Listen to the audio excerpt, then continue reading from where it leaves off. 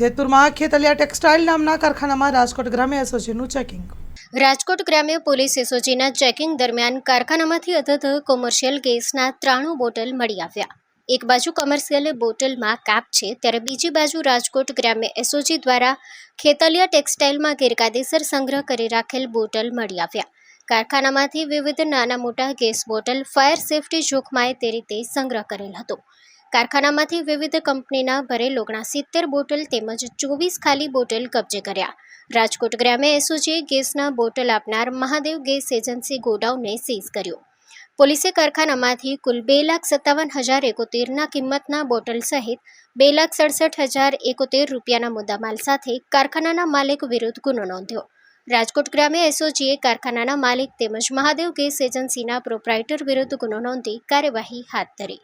Story report by Rakesh Pithadiya, Jetpur.